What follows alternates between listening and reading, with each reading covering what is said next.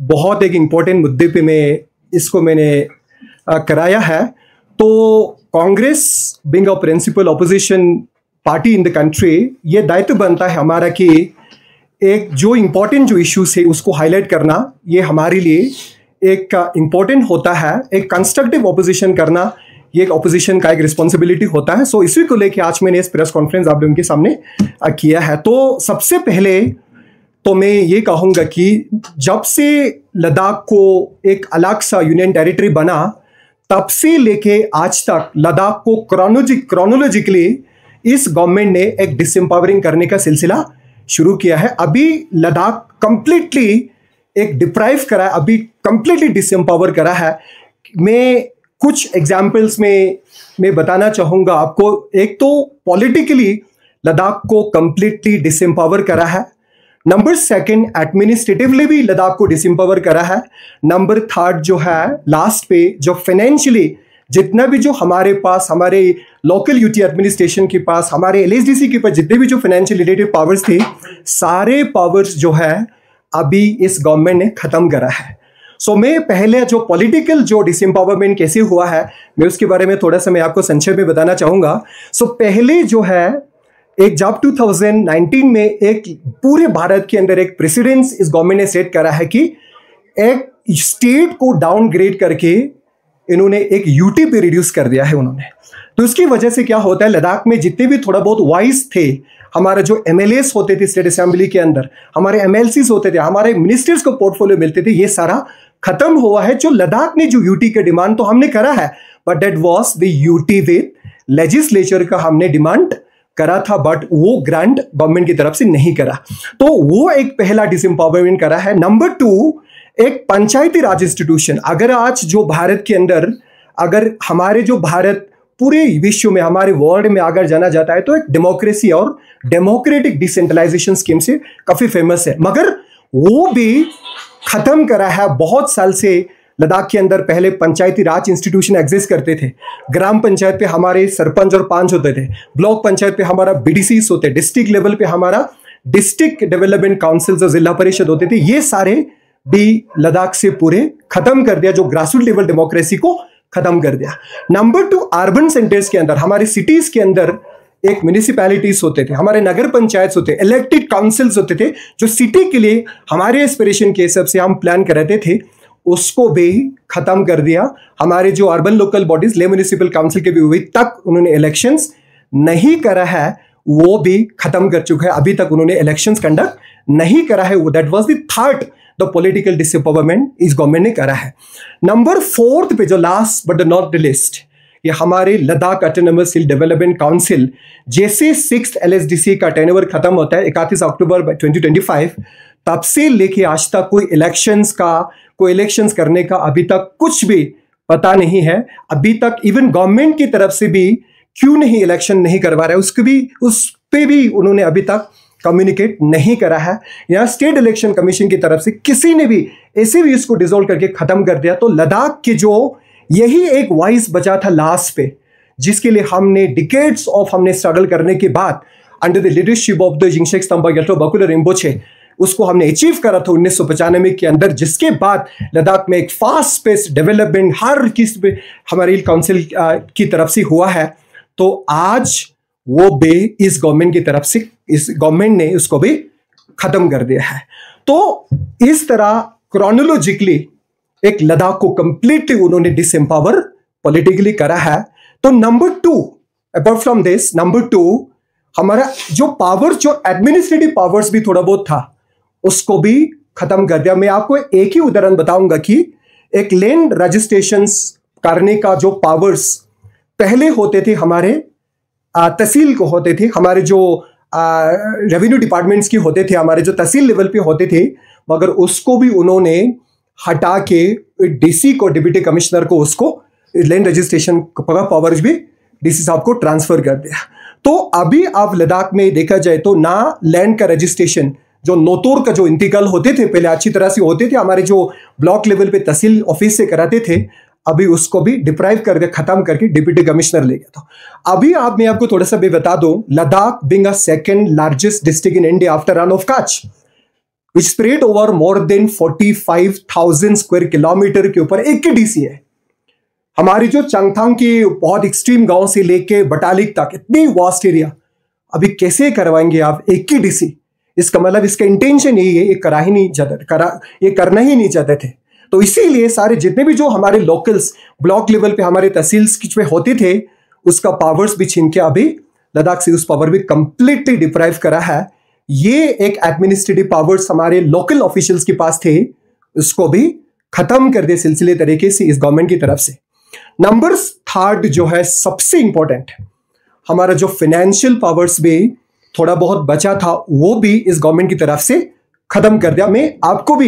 मैं उदाहरण के साथ एग्जाम्पल के साथ मैं बताना चाहूंगा, जैसे हमें यूटी मिला, जो फर्स्ट बजट एलोकेशन FY 2021 में हुआ, तब हमारा 6,000 करोड़ का बजट एलोकेशन ऑलमोस्ट लद्दाख के डेवलपमेंट के लिए करा है। बट अगर एक नेक्स्ट सक्सेसिव फाइनेंशियल ईयर का बजट एलोकेशन आप देखेंगे, एक successively budget allocation to Ladakh got reduced.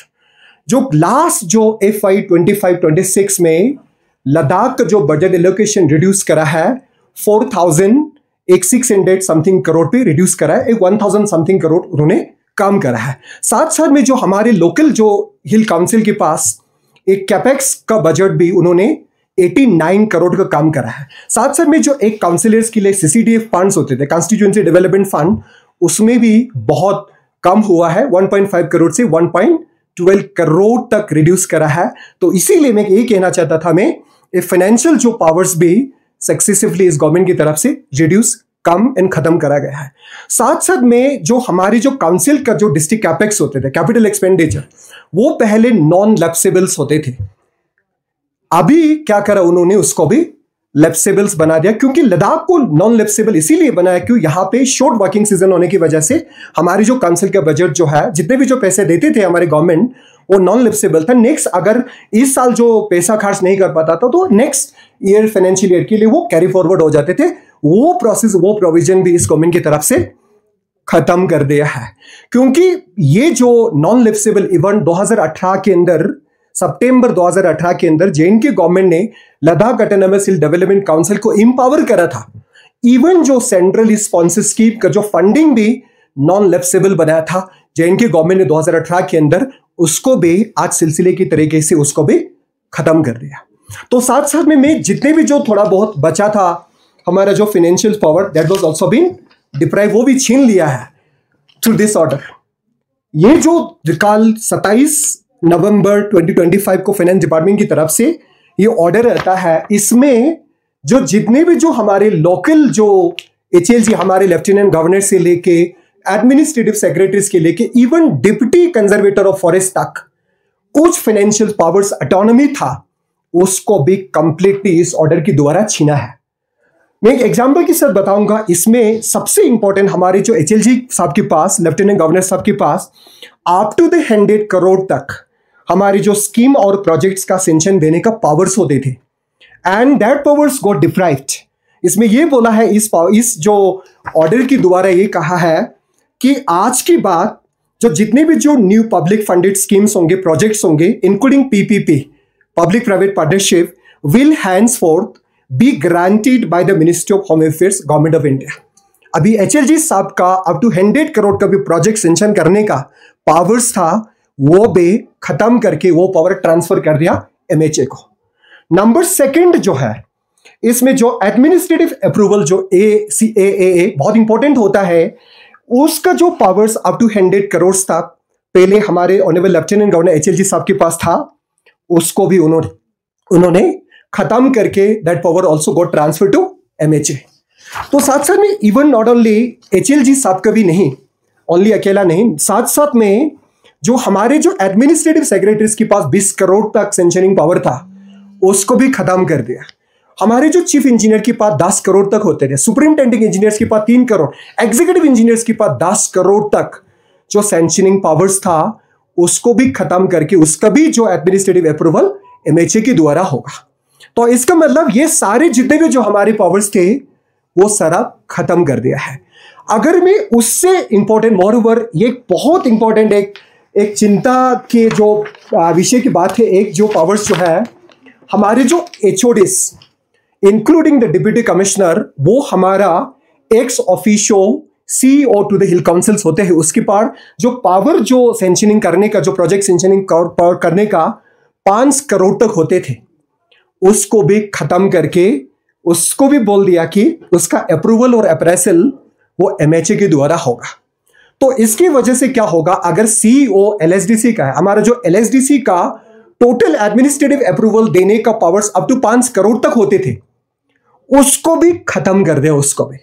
तो ये खत्म होने के बाद पूरे LSD का जो नेचर भी ट्रांसफॉर्म हुआ है।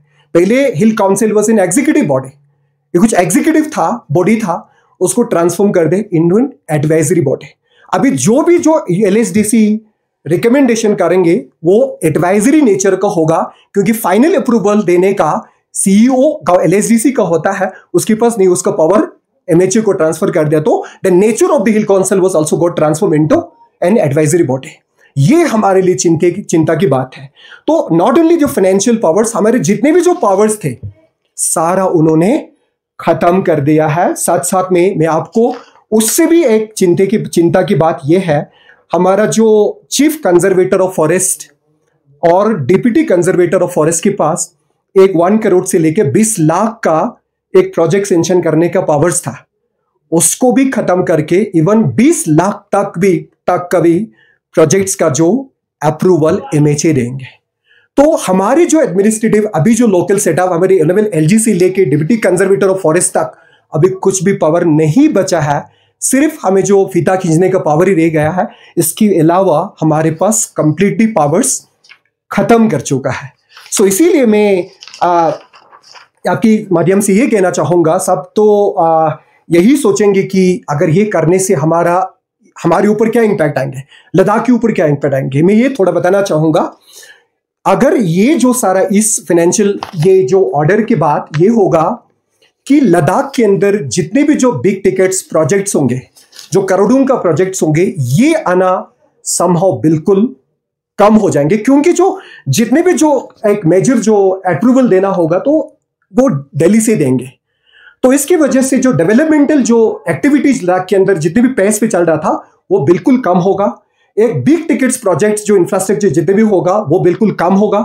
साथ साथ में टेंडर में डिले होगा, डेवलपमेंटल कम होगा, छोटा छोटा जो स्मॉल प्रोजेक्ट्स होंगे उसी के ऊपर कम होगा, बिग टिकट्स का प्रोजेक्ट कम होगा, टेंडर कम होगा। कॉन्ट्रैक्टर के लिए ये बहुत एक मेजर सेटबैक में बनता होगा, क्योंकि इसकी वजह से जो कॉन्ट्रैक्ट भी बिल्कुल कम होगा, ठेका भी बहुत कम होगा। इसकी वजह से छोटा छोटा जो काम का ही टेंडर होगा, बड़े बड़े बिग टिकट प्रोजेक्ट का बिल्कुल ही कम होगा। साथ साथ में मैं ये भी बताना चाहूंगा ये क्यों कम होगा बिग टिकट प्रोजेक्ट्स। ये एक court of administrative approval Delhi transfer करने से जो इंपैक्ट तो मेजर ये आएगा, एक बहुत डिले होगा हमारे प्रोजेक्ट्स को सेंशन होने में।